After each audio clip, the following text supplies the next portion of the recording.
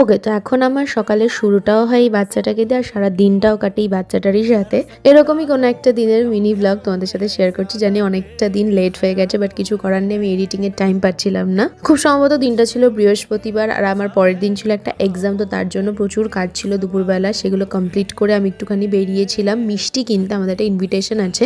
এসছিলাম তো রসগোল্লা কিনতে, তবে আমার গোলাপ জামুনটা দেখে এত লোভ লেগে গেছিলো যে আমি বাড়ির জন্য 5টা গোলাপ জামুন নিয়ে নিয়েছি।